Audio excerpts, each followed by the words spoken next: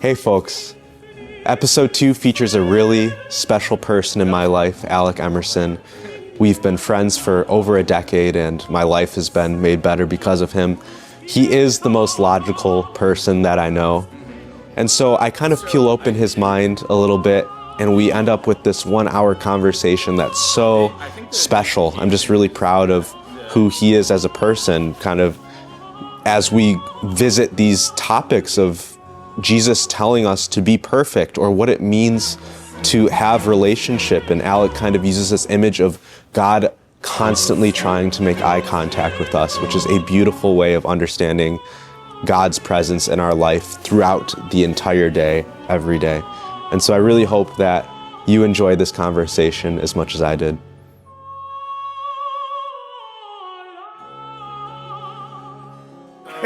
The topic for discussion today is faith, and the inspiration for this conversation was Josh and I were talking. It's like 2 weeks ago. Two weeks ago about the Bible verse.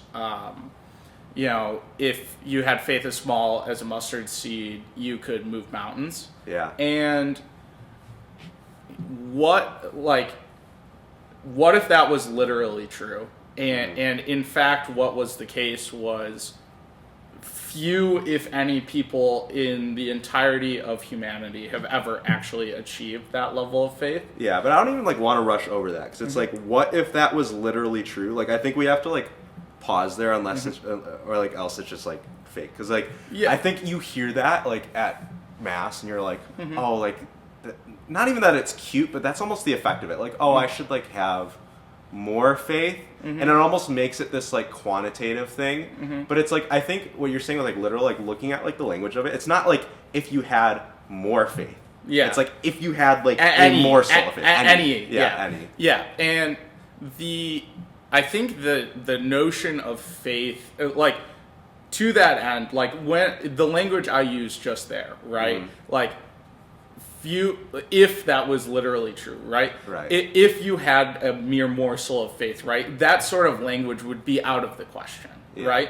It would be, of course that's true. That is obviously true.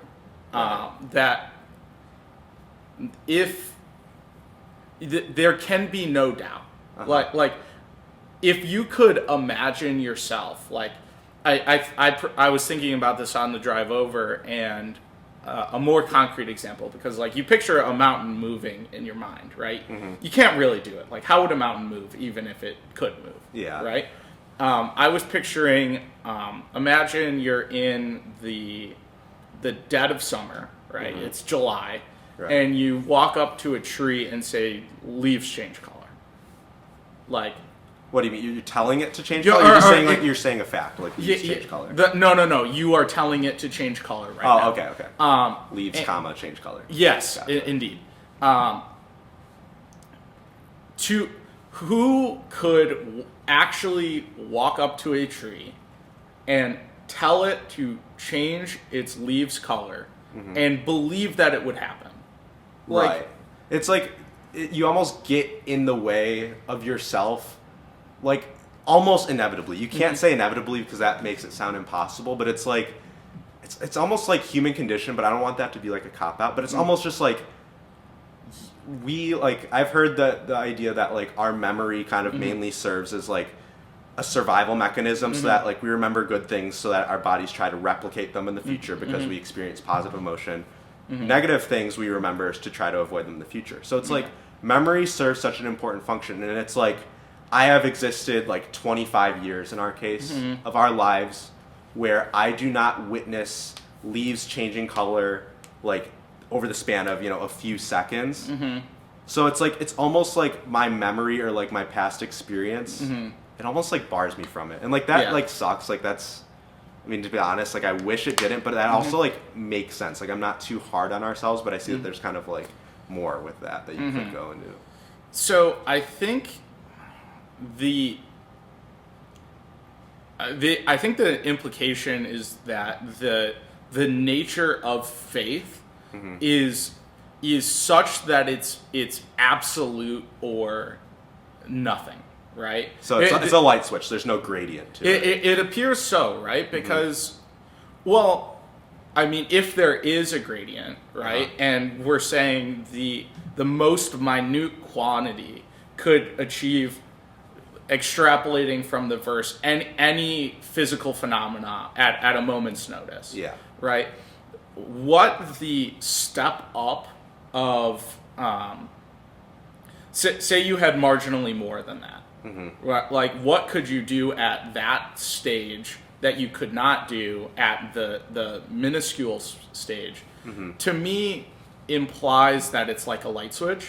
Yeah. But that doesn't jive with my intuition. I'm not sure. I don't have a strong opinion on this. I'm just offering it as for discussion. Because, like, I think, so I have the theological background. Right. It kind of goes without saying. Like, I've been in Catholic school my whole life. I guess you have too, Yeah.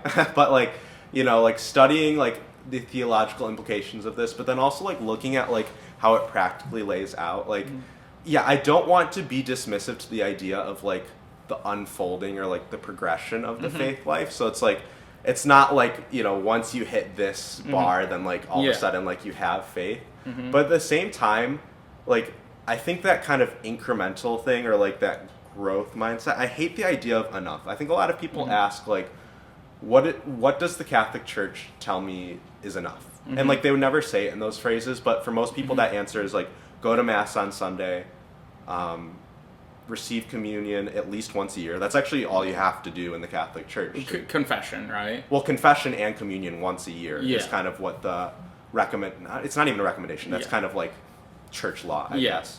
And it's like a lot of people are satisfied to hear that they're doing enough, but that almost ruins that sense of faith we're talking about. Because we're not talking about like what the lower limit is. We're talking about the upper limit of it. And it's like, also we're talking about the lower limit, I guess, apparently. Yeah, you kind of I have to define it both. But like the mindset, like when I was thinking about this question, I mentioned this quote by Friedrich Nietzsche to you of like his problem with Christianity was that the only true disciple was Christ, and everyone fell short because they didn't give their life. Now, I don't think, I think thinking on that, I don't agree with that, but I'm very intrigued by almost the bar he set for the true Christian, and I think that part of what we're talking about, like, I don't want to summarize it, but it seems like setting the bar higher is a general sentiment that we're like trying to get at. I mean, clearly, like, if by giving your life you mean, let's try to take a charitable interpretation of what he meant. If by give your life you mean die for your faith or for other people, right, then obviously other people have met that. Oh yeah, both after Christ and contemporaneously to Nietzsche, even. Right. Think Max Kolbe. Right. So I think you need a more nuanced and difficult view of what it means to give your life to Christ or to God. Right. I mean, Christ can't give, or maybe he can. But he can do anything. But it would be hard to imagine giving your life to yourself, right? That doesn't make a lot of sense. Right. So I think a more nuanced interpretation of that would be along the lines of not only do you die for your faith, but also your entire life, every action you take, every day, every moment, everything is in service to God. Yeah. And clearly Christ achieved that, but necessarily, right? It just running through the laundry list of like the great saints and people to have lived. And obviously no one knows the inner heart of all these people, but who else could you say that about, right? St. Peter denied Christ. Right? All these, like, I say everyday saints, but like relatively modern saints, like even the big guys, right? St. Augustine. Yeah. Like, a lot of them were kind of like not great people when they were in their screwed up multiple times. Yeah. And that is not to say that they were not great saints, of course, right? But if the bar is living a perfect life, then necessarily, I mean, then you have to go to the Virgin Mary, right? The only other person to be without sin. Yeah. I mean, Adam and Eve, but obviously we know how that turned out. Yeah. So, yeah, I don't think that. I think that if you take that interpretation, then it aligns intellectually. The question is whether that's the right interpretation. Right. Well, I think like even you saying that, or like while you were talking about that, like the thing that came to mind is like I've always thought of like space and time as being very interesting, and like the idea that like God exists outside of space and time is very confusing to me still. But it's like, you know, if you talk about like track record, like Jesus lived out that perfection through, because you know he's one person, two natures. He lived that out while he was incarnated on this earth perfectly from start to finish. Like he wasn't a bad baby, he wasn't a bad toddler, he wasn't a bad kid, all that. Yeah. You look at someone like St. Peter and you point out like the times they screwed up, but they also had moments of perfect faith. Like you think about like after Jesus is like coming from the dead and kind of reuniting and like that faith that's like put on display. I'm honestly blaming. I think it was St. Peter that kind of ran out to Jesus, you know, like that whole scene with the beast. Yeah, I believe, I could be wrong about this, but I believe it was the beloved disciple and they were both running back from the tomb. But that's all to say, like, and even, you know, sorry to interrupt you. No, this is going to be a very quick interjection, but I'm making it longer by belaboring the point that it's a quick interjection. But like the beloved disciple, right? Yeah. The beloved disciple had this moment of perfect faith, walking on water with Jesus, right? Well, that was Peter that walked out on water. Was it? I thought it was the beloved disciple. Now I've screwed it all. I know.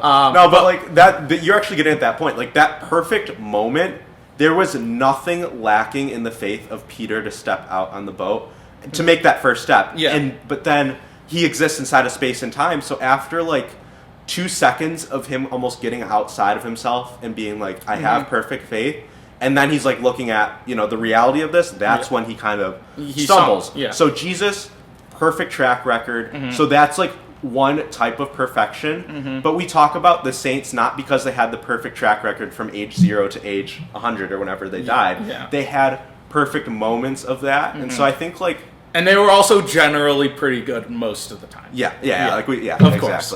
So it's like, there's something about that where it's like, there's something perfect about the life of Jesus and his earthly ministry. There is something perfect about, we'll talk about St. Peter walking on water and that first step. They're both perfect, yes, but they're almost like a different type of perfect. Yeah. So I think there's momentary perfection and there's like permanent perfection. Right. And it's like I don't know how you can really like reconcile that, but it's more of like talking about the faith the size of the mustard seed. It's just like one spot that my mind is going to is like the only reason that Peter had that faith to take that step out into the water was because of Jesus' invitation. And Jesus also in the gospel says, be perfect as my Father is perfect, which seems like, you know, impossible, yes, but almost like unreasonable. Like that almost seems unfair. Like God who created us, you know, and kind of created us perfectly as the creator, but also like as agents of free will. Like that almost seems crazy. Like that's like almost like it's almost like crazy to ask that of us. And like I've honestly heard a lot of homilies or a lot of people explain that basically the result of their explanation is watering that down. That it's like, oh well, like, you know, obviously we can't be perfect, but like like try your best sort of thing. And I like try your best, but like I also, you know, going back to the idea of taking it literally, like Jesus literally said. Okay, I think I have a better exposition on that than to try your best. Came up with this just now. Okay, so we talk about clearly God the Father created humanity with the gift of free will. Yep. Having said that, a continuing theme throughout the Old and New Testament is that when humans try to over-exercise that free will, and it is not aligned with the will of the Father, bad things happen. Right? You have Sodom and Gomorrah. You have the plight of the Israelites on the way from Egypt to Israel. You have the repeated conquering of the Israelites and Judah by foreign powers, etc. Right? So, and also continuously, when you have individuals who are aligned with Christ, for example, or not Christ, but God the Father in this case, David most of the time, the judges, those types of people, right? When they're aligned with God's will, everything works out excellently. And when they do their own thing, bad things happen. Therefore, I think and this is something I think has been lost in a post-Vatican II Christianity, or at least the way it's been explained to me most often in homilies, is the purpose of free will to me seems to be only a benefit to you when it is aligned with the will of the Father. It's actually the act of free will in choosing the good is beneficial, and it is in fact more beneficial than if you. But let's theorize here, right? We know that the church believes in angels, right? Yep. Angels being beings that are supernatural, distinct from the Father, but they have the necessary trait of, when they decide to be for the Father, their will is aligned with the Father's forever. It's inalterable. Yep. Right? It's outside of time. It's outside of time. So humans pick in each individual moment. And when you pick in each individual moment, that's a continued good choice. Angels only get one shot. That makes a lot of sense to me, because I've never jived with the idea that everything in your faith life depends on a singular choice, and I think it doesn't jive with me. Not that doesn't make sense, because that's a pretty powerful choice, and we like that, but that makes sense for the angels, but for humanity that has to live out over the span of a timeline, it's just you have those choices that reaffirm that. And it's not, I don't even think about it as a tally. It's today Alec made a good choice, add +1 to the good choice jar. But there is a sense of you have to live that out. Just over history. It's such a human concept as historicity or history. Yeah. So wrapping it, to be perfect as your Father is perfect, to me means align your will with the will of God the Father, right? Not necessarily the will of God the Father is perfect. Yeah. All his decisions are perfect. Yeah. And therefore, if you make those same decisions, then those are perfect as well, necessarily. Yeah, that makes a lot of sense. Almost the command to be perfect isn't almost. It's not a judgment on how you perform. That's what you have to do. You have to be perfect. It's almost if I use the term the win condition of being perfect. Yeah. Let's say that is to almost realize your inability in yourself, but then like you said, once you align to the Father's will, it's you're almost piggybacking off of his perfection. He's hard carrying. Yeah, exactly. He's hard carrying, he's actually carrying you over the finish line, and it's just there's something very humbling about that. But it's weird because it's it's not your own identity gets destroyed in that. God still preserves personality, but there's something so pure about that. And the coolest thing is that if you talk about any sport, basketball or soccer, things like that, if someone's just carrying the team the whole time, you get frustrated at the teammates. You're come on, why are you just dead weight and things like that. But at least my premonition, from kind of understanding God in this sense of it is not even that he drags his feet when he's carrying us. It's not even the fact that it is neutral. It's not even the fact that like, oh, he like enjoys doing it. It's like, no, like that is his pleasure. Like that is where the heart of God lies in like carrying his sheep, you know, and like bringing them into the fold. Well, yes, and that brings us to another like God the shepherd and God the the phrasing is escaping me, but basically the notion of God the perfect caretaker. Yeah. Right. He who sustains not because it's his obligation, but because it's what he wants to do. Yeah. Yeah. It's unbelievable. Like, I've heard saints talk about this, that like if we understood kind of that notion you're talking about, like the degree to which God loves us, like it's not like good, it's not cute, it's not like flowery, it's like overwhelming to the point of like we would like cease to exist. Like yeah. Well, I mean, you see this in the Old Testament, right? Like there was a reason only the high priest could go into the inner temple and commune with God, and only once a year, only on God. Like the times when people actually interacted with God personally, like how many of them are there? There's 5 in the whole Bible, right? Not including Jesus. I'm talking God the Father in the Old Testament. It's like Abraham wrestling with God, right? The priests in the high temple, Moses in the burning bush, and I'm struggling to think of any more. But it's such a reserved moment to be able to have that. Yeah, and it's because like, okay, think about this, right, in your own life. Right. I would argue that love is the strongest emotion, or at least when it is felt at its maximum intensity is the most intense. Yep. Right. Think about if you've had a death in the family of someone you were really close with, or a bad breakup, or the joy of meeting a new person, or I mean, I haven't experienced this, but like the joy of a wedding day. Yep. Right. That is not even remotely comparable to the love God has for us.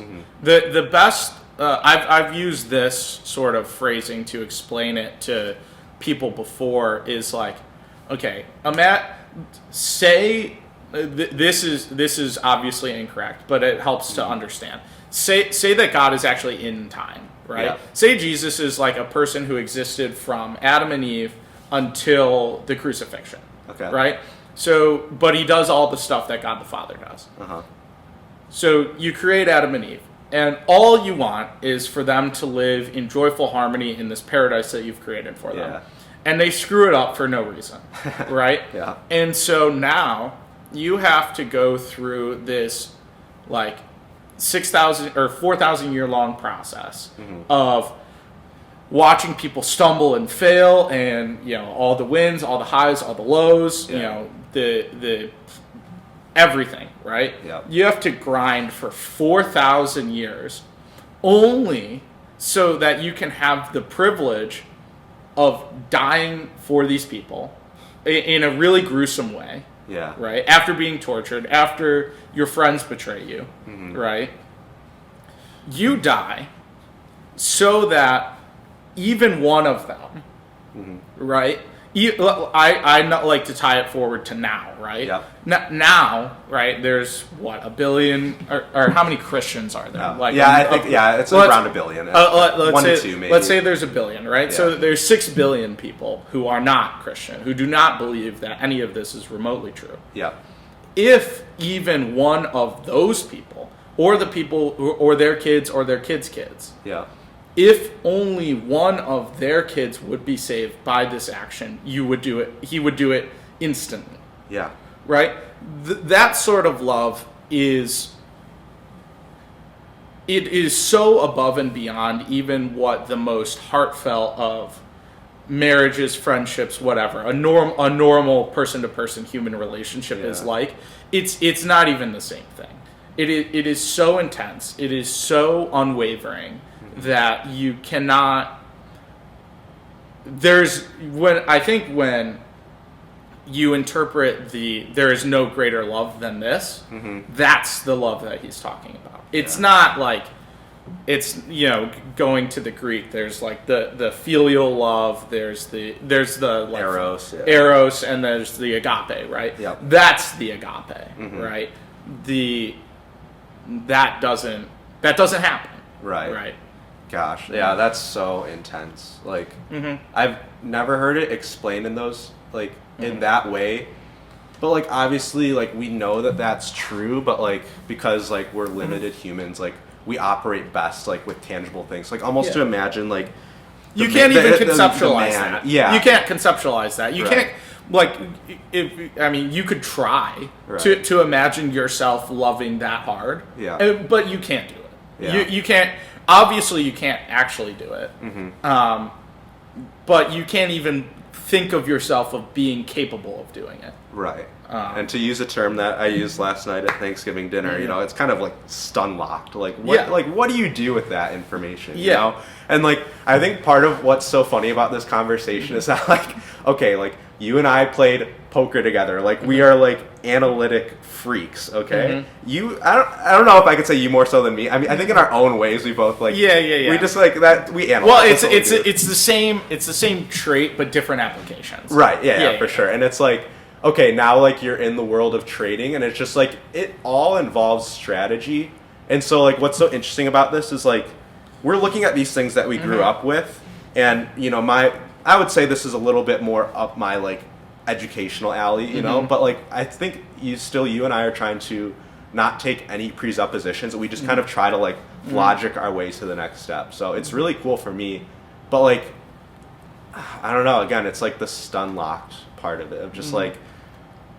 Who am I to deserve that? And so, like, I almost want to, like, flip it now to, like, a personal level of going back where we started. Like, if you had faith the size of a mustard seed, knowing all this, like, what does that mean about, like, you, Alec, or me, Josh? Like, does that mean that, like, I fall short? Or, like, is there any, like, kind of, like, emotion that stirs up? I think that is obviously true, right?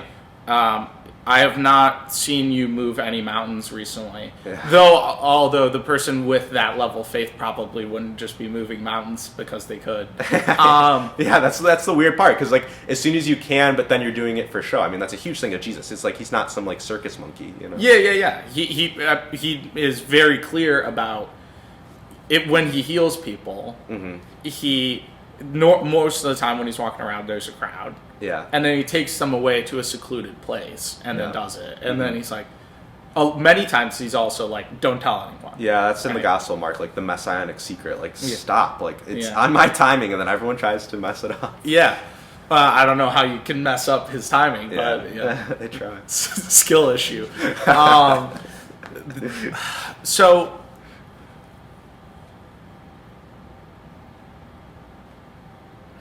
It's a really good question. Yeah. And it's like, okay, so you just to reformulate it, so I'm sure that I'm getting it right. Yeah. The question is, okay, you have found a deficiency in yourself. Right. Namely, a lack of this sort of perfect faith. And what do you do about it? So I mean, clearly, I think the answer is you remedy it, and the natural follow-on is how. Yeah. And I think the church's answer, and I think the only one that makes sense, is grace. Okay. Yeah. Right? Like, from our earlier conversation about will, right? We understand that we can't do this alone. And I believe that this is like catechism teaching, right? Sure. Like, faith is not something that is strived for and achieved, though that's part of it. It is a gift freely given. Anyone who wants it can have it, but you have to want it. But they don't give a trophy for having faith. Like, that's, like, completely opposite to the idea. Of course, yes. I mean, a trophy would be pushing the mountain. Yeah.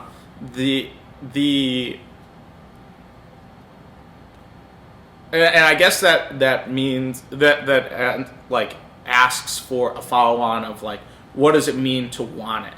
Mm-hmm. Like, and to want faith, to want a relationship with God, to me is to live according to the teachings that Jesus gave us, and also to actively culture a relationship.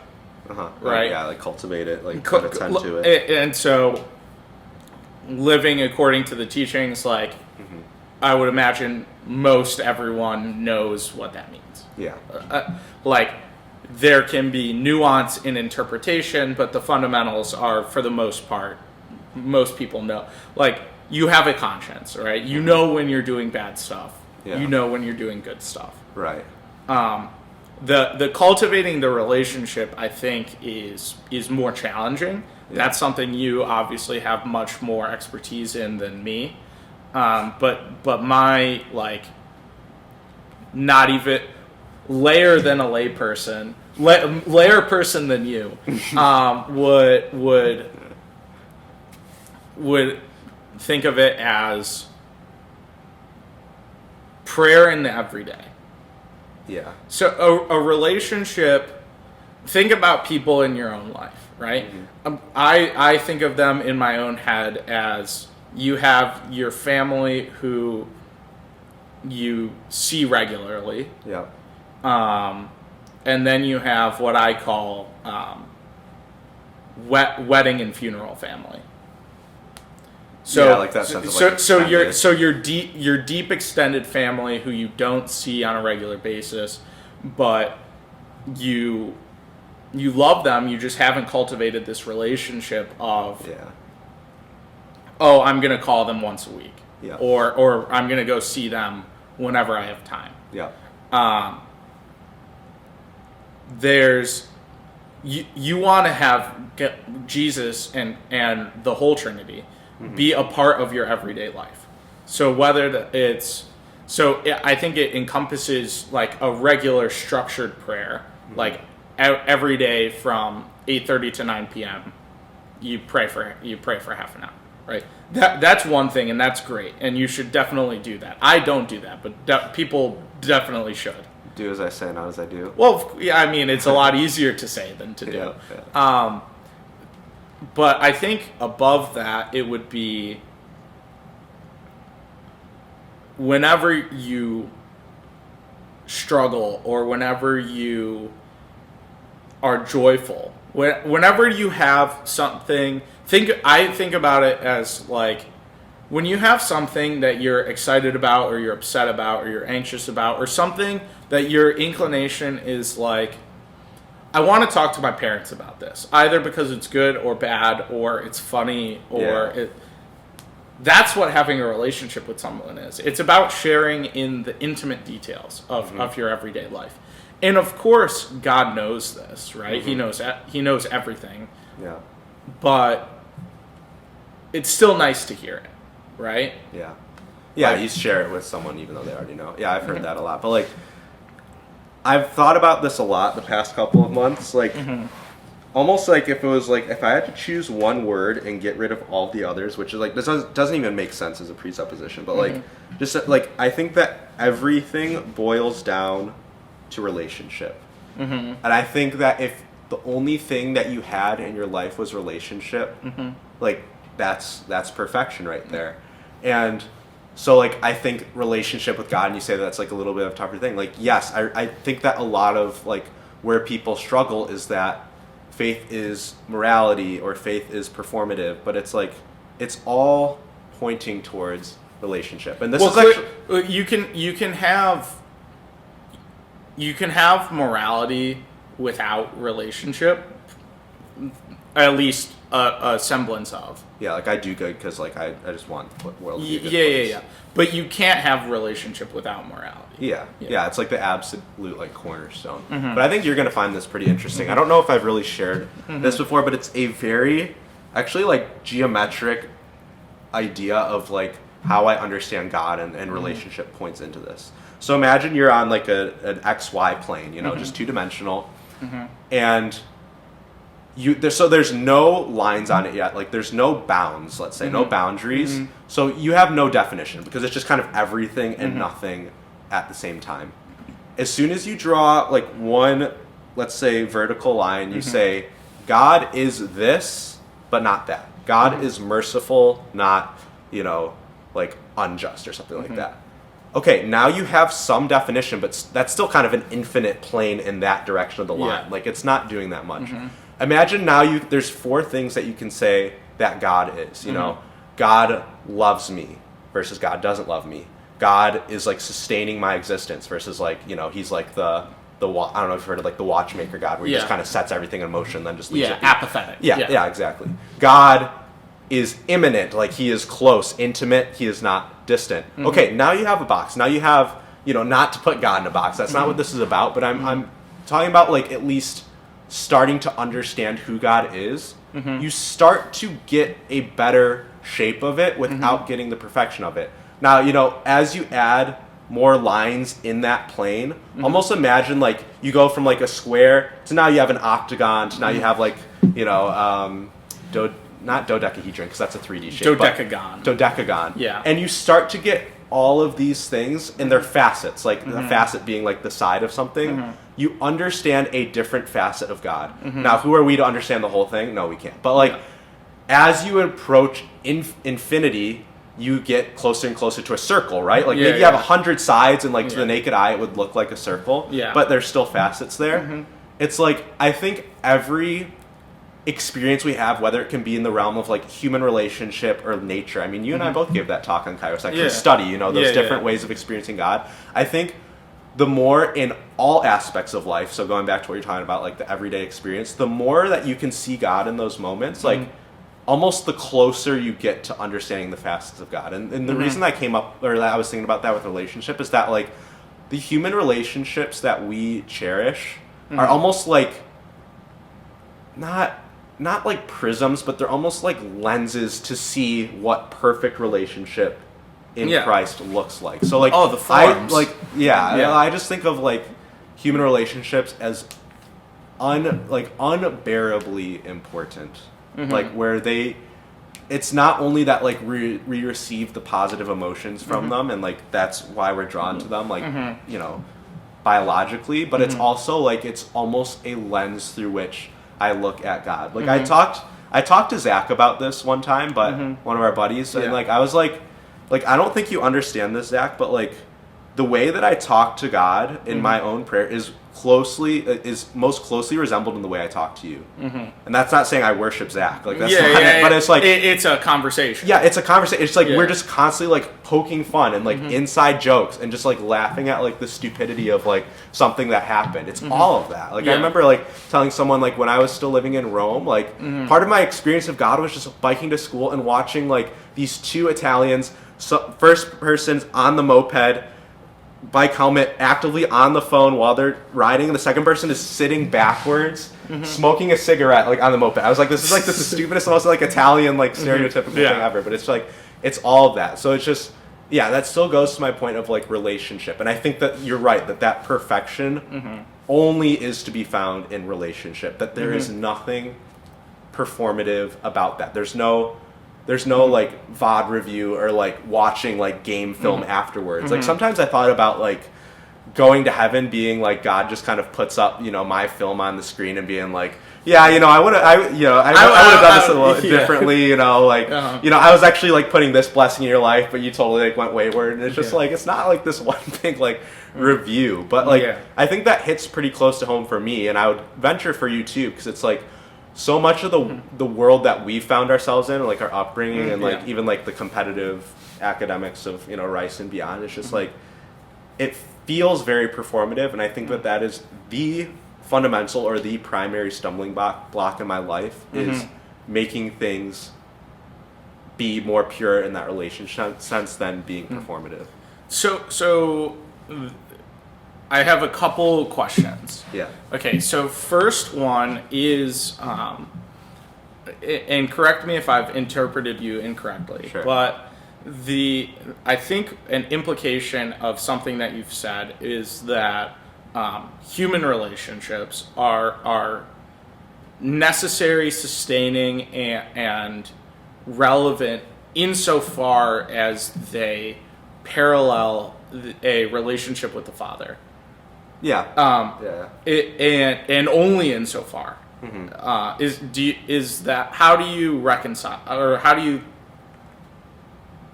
I mean, I think it makes sense on paper, but it's very difficult to conceptualize. Yeah, I would say like my best answer to that is like saying it like completely like point blank. It is paradoxical. Okay. Because I think a lot. I've been praying a lot the past like 1 or 2 weeks with the idea of like God alone, of kind of stripping away all of these things of the world. And it's easy to say like, oh, like Xbox is like a thing of this world, but it's just like you talk about like our friendship. Is that a thing of this world? When I pray God alone, am I saying that like Alec is a distraction or bringing me away from that? It's like no. But it is hard to reconcile because I don't want to compromise and be like, well, Alec's a good guy, you know, he's like that, but he's all right, you know. But like, you know, God, it's like it's ultimately about you, and so I don't want like Alec time to like take away from God time. It's like, it's entirely paradoxical, and it's like for me to almost try to explain that further is to me to be uneasy with the paradox, but like I'm just gonna say it is paradoxical. Okay. And I guess I would imagine that your answer to my next question is along the same line then. Okay. So if then the aim is, as you said, God alone, and like you don't want time with or devotion to any single thing to be above your time with God. Yeah. It seems as though that lends itself towards a monastic or a ascetic lifestyle. Yeah. Right? Yeah. How, given, you know, where you are and your aims, how do you think about that? Yeah. I think for a certain type of person, that actually is the answer.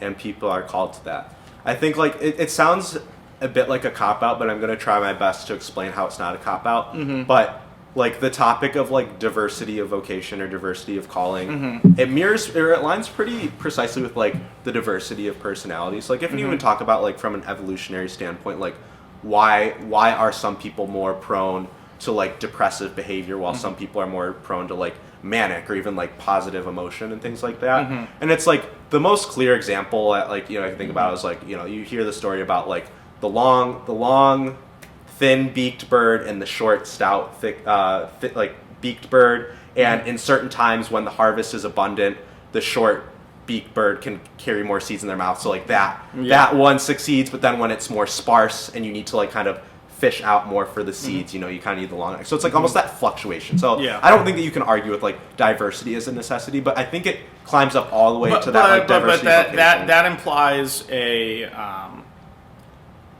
that implies, like you said, a scarcity or even more tricky to handle, I think, a difference in God. Yeah, well, I think that's where the analogy falls short. Like that's like the most like expressive thing. Like, oh yeah, that makes sense to me. That bird, like, but vocation isn't about like the different like flavors of God. It's almost more about like how God created the diversity in us. And like, yes, I think when you think about some of these conclusions, and especially like really hold God alone as a tenet, then yes, like for the specific type of person, and I don't even know if I can outline like their personality, but like that is how they live it out. But then like what's interesting about that is like this is almost like a Mr. Barnes thing where it's like you take one variable and you plug in infinity for it, and then you see what would happen.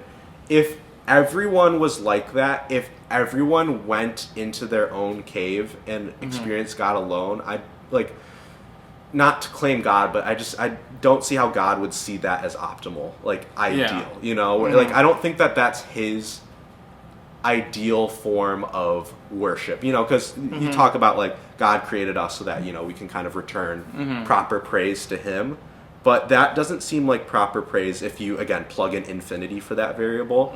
So it's like, you know, and this was actually a question that I kind of had to tackle like with discerning the diocesan priesthood, because like that in some sense is the most like worldly, is a pretty weak term to use, but they're most involved with like the happenings of Normal, the world, and you're yeah, involved. lay You're people. involved with lay people all the time, and it's like there's different flavors to it, and I think even though this might not be exactly what you're asking, I think part of the solution is what I was thinking of, like St. Paul writing and saying, like, pray unceasingly, and how different the diversity of personality is going to have that sentiment, or that command almost, I would say, be expressed through different vehicles. And so for some person, a very low percentage of the population, I'd imagine, they go out and be, a hermit, basically. Yeah. But to pray unceasingly, the way that I've seen that lived out in my life is, it's not going to the chapel for 24 hours. And I think part of that, honestly, is like my own like weakness in faith. Like, even though I can always say, oh, I'm busy and I've got things, to take care of, I think that like to take a day of like 24 hours of prayer would be so interesting. I finally did for the first time an entire night of adoration, like from midnight to like 7. That was interesting. But like to pray unceasingly, it's not like if I'm constructing a timeline out of building blocks. Let's imagine I'm 2 years old and there's a timeline from 0 to 24 hours in the day. It feels like the way that like maybe I used to think about life was like, okay, well, if you're starting at midnight, midnight to 7 p.m. that you have to put in like the purple sleep block, and then you have to put in like the 30-minute like yellow get ready and eat breakfast like block, and then here's like the green like 8-hour at school thing. And it's like, I think that's how I thought about the faith. It's like, well, how do I fit God in? And it's like, okay, well, finally I have, let's say it's golden. I think that's appropriate, golden, 1 hour. And it's like, oh, I've done it, I've put God into like my busy schedule. And like in my life in the seminary, it's like I got more and more opportunity for prayer, but it was never 100%. And if we're talking about this whole idea of like, kind of setting the bar high for ourselves, it's just like, what am I doing if I'm not praying for 24 hours? Like that almost feels... But that was like almost a self-limiting paradigm, and I had to shift out of that like compartmentalization of it, of thinking like, well, where does God fit into it? And it's like, well, I mean, God infuses everything. He's almost like an oil that's poured over all of those blocks. Yeah. And that's like a completely different paradigm than like what that perfect, being perfect is. It's not about any performance. Like I can still trip up the stairs and I'm not like a failure or something like that. But it's like God in that relationship is present through all of those moments. Well, necessarily, of course, right? God, if like you mentioned, God is immanent, like as a fundamental trait of God. Yeah. If that's the case, then whether you like it or not, He's there, or whether you're acknowledging it or not, He's there. So to me, it's the recognition of that. Yeah. That is. If you live your whole life like Jesus is walking right next to you, then that is unceasing prayer. I would argue by definition, actually. And it, I would say that it doesn't require the active communication, right? Yeah. How many times have you been in a room with someone you don't often do this with a stranger, right? This is actually a good point, right? Okay, imagine you're meeting someone new for the first time. Yeah. Right? I think most people, definitely me, have an inclination to continuously talk and not allow there to be a moment of silence. Yeah, for sure. But when you're with someone you're very comfortable with, it like if we were driving in a car for 3 hours, we would talk a lot. We might talk the whole time, but we might not. Yeah. And it wouldn't be a damper or it might be a damper or a increase in our relationship, or it might not. And either's fine. We both know where we're at, and a marginal like conversation doesn't really move the needle much. Yeah. Right? But once you get to that, you have to get to that point first. Yeah. Right? And that requires really getting to know Jesus. Yeah. And acknowledging that He's there. Yeah. Right. Yeah, that's exactly, like, I think that's kind of the cherry on top of what I was saying of like, you said like it's almost like obvious that okay, of course God is present throughout those 24 hours. He's imminent, and I have to clarify, like not like imminent death, like it's pending or doing, but imminent is like a word of like closeness, but like it's almost like any sort of like performance or like any action. I think is almost a better word used. Any action that is involved with that is only in acknowledging perfectly that He is present in every moment. So. Okay, we've arrived at a lot from very logical kind of steps that, okay, of course God is present in all those moments. That doesn't make any sense for that's God. a premise. God right? to like pull out, when you're like, when you're doing something wrong and then He's back. That's our premise. But like the only action, and again, it's not a performance. Like it's nothing that like is in our power, but it's like the only thing that we have to like act Something's on. up with the camera. No, that's fine. That's Okay. all good.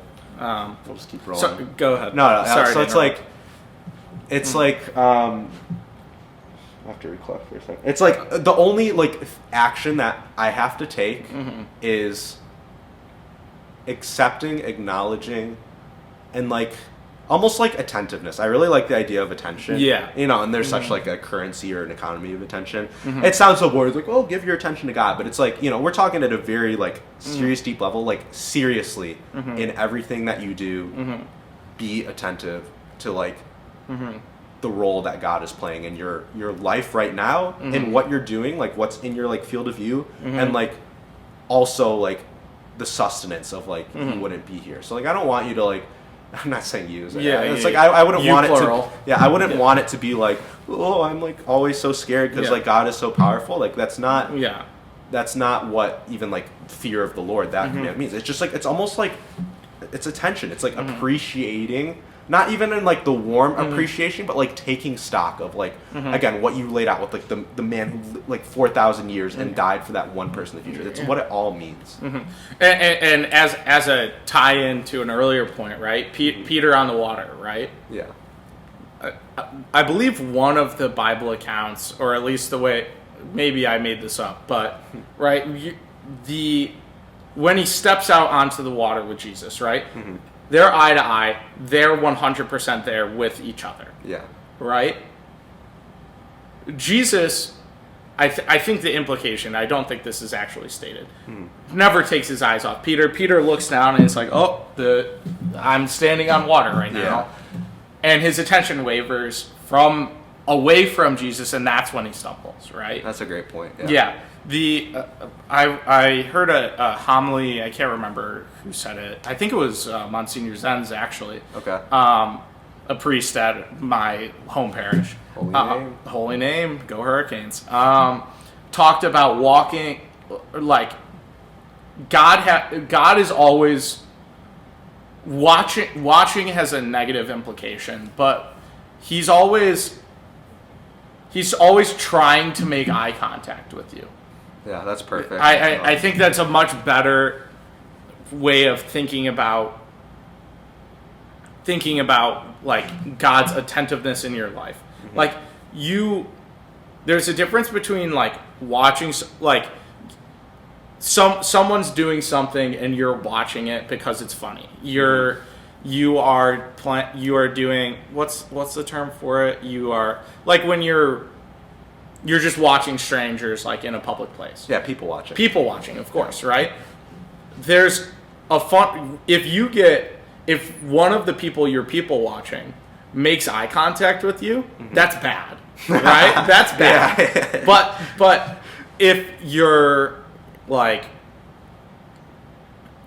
at a like social event and you are trying to get someone's attention because you want to have a conversation with them, and you you look at them, and they make eye contact with you, that's good, right? That's what you wanted to happen. And I think that is a good way of conceptualizing the God is always trying to. He's looking at you because he wants you to look back.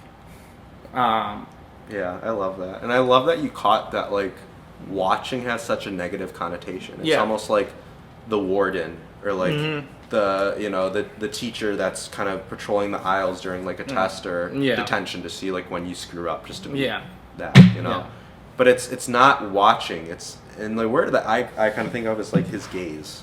Yeah. Like how healing, how good, how warm his gaze is on us. And like even if it pains God to have someone that never returns that gaze, that the thought of ever turning his gaze away from that person or any of us never crosses his mind. Of course. That he is always going to try to make eye contact.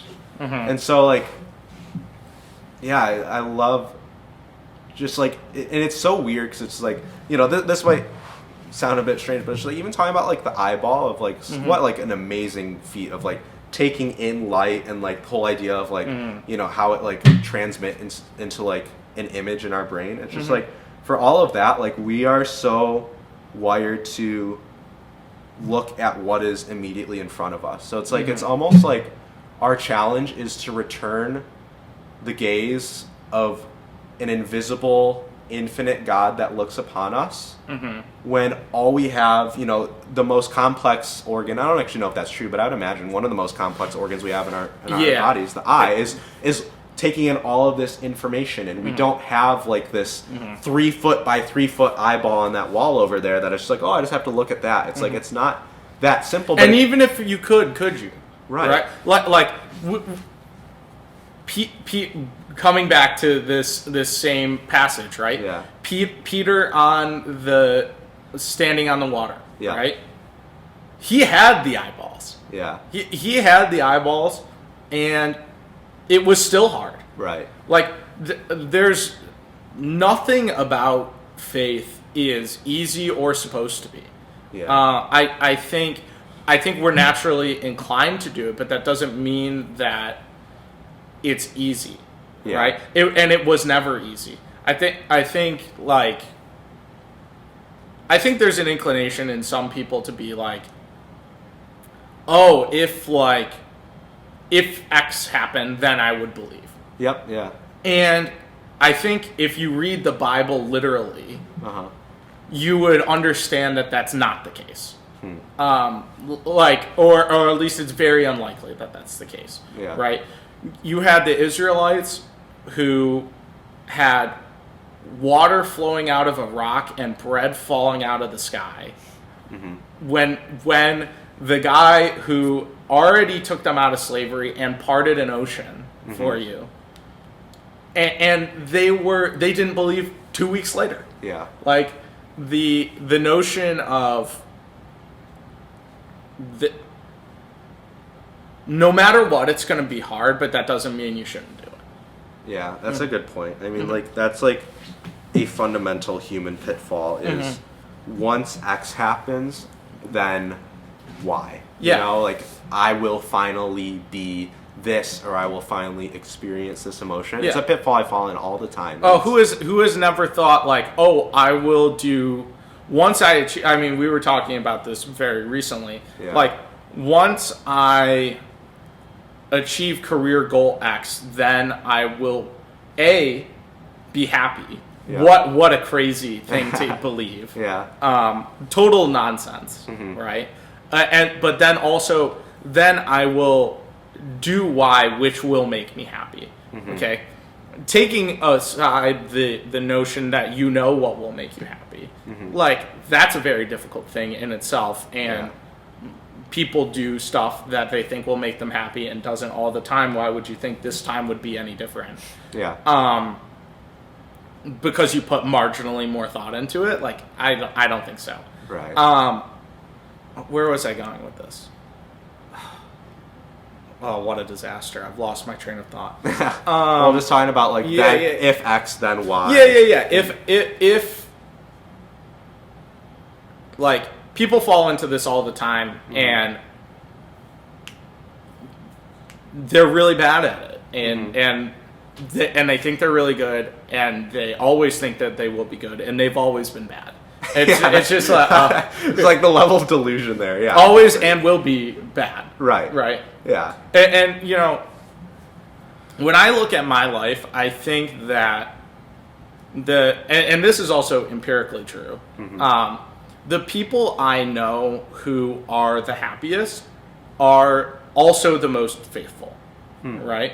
The people, like statistically speaking, people who the most correlated thing with not suffering from depression or other forms of mental illness is people who attend a weekly religious service. Way more efficacious than any medication that you can take. Wow. Right, like that, like orders of magnitude. Yeah.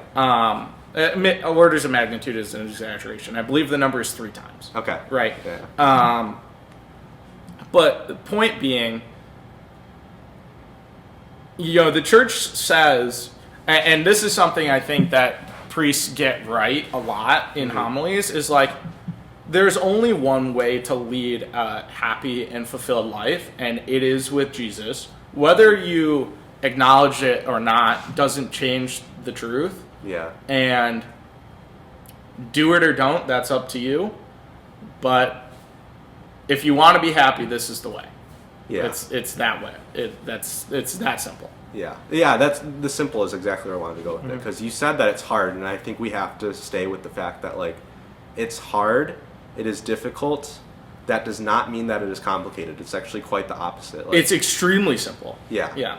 That's what I was thinking. Like, when in our conversation, like, I get so interested, like, in, like, your professional kind of insight into this. Well, because what was that principle you're talking about where it's like the simplest option is usually the best? Oh, yeah. This is exactly what I was going to bring up. So I trade for a living. I buy and sell financial securities for the aim of making profit. Yeah. Right. This is an extraordinarily difficult task. One of the most difficult tasks in the world, I would argue, at least in a professional sense. Yeah. The number one thing that I have learned is that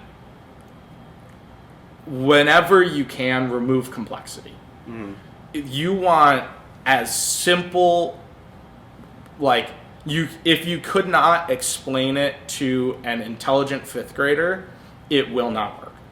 Like, it is all reasoning from the stuff that works is all reasoning from first principles, and there's like 2 or 3 steps to get to, like, this has to be true because of the way the world is. Step A, step B, money. Like, and it's all like, it has to be, if it is not necessarily true, then it will not work. Wow. If it could be otherwise, then it won't. Saying the exact same thing, flipping 2 negatives. Yeah. So, tying that back into our earlier conversation, like, simple, I think there's a slight nuance in that it takes a while to understand that it is simple, actually, when, like, you probably go through a lot of steps. And here we're starting at the premise that it's very simple. Like, love Jesus, right? But that doesn't have the same weight if you start out with that. It's almost like you have to.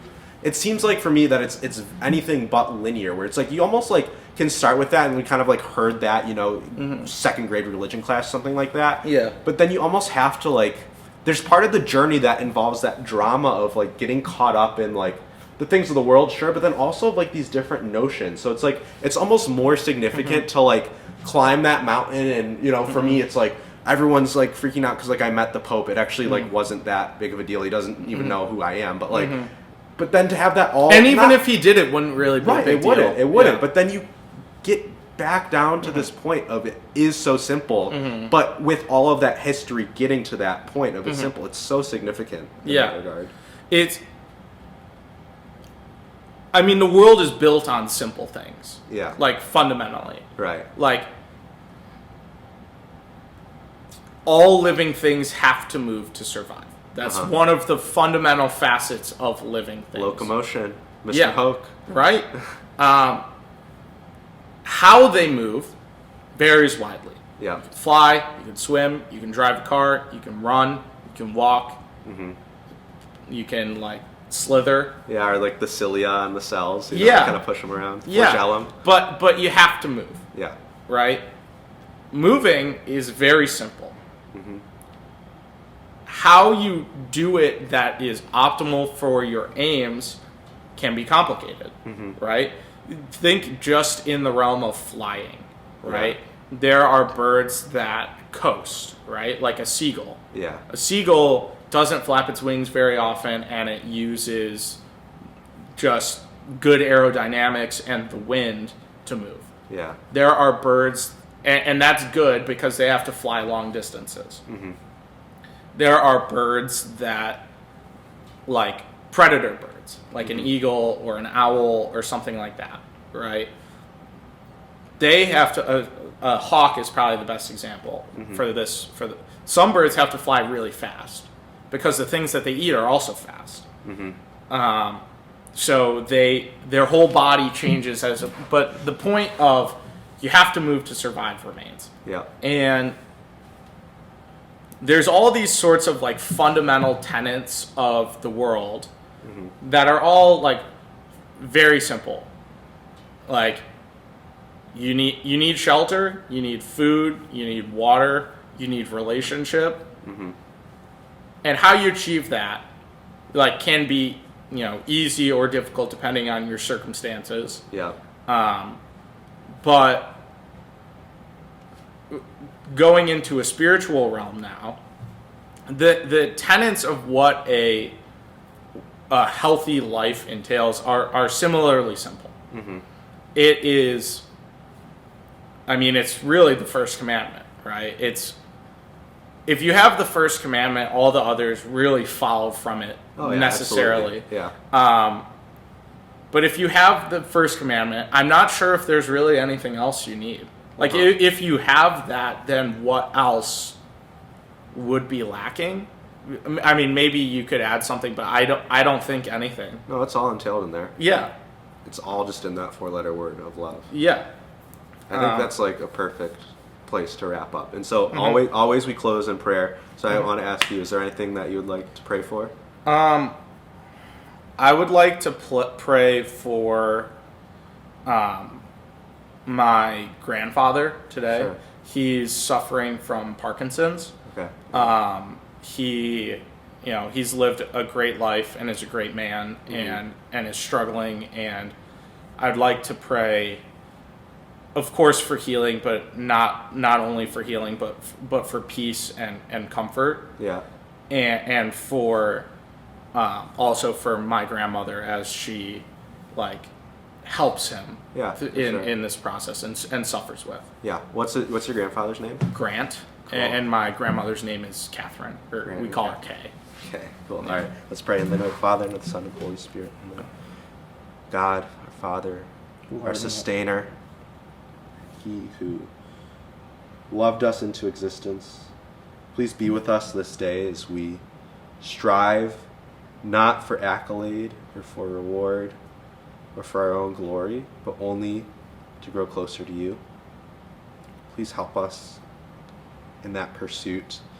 Give us all that we need and strip away anything that we don't.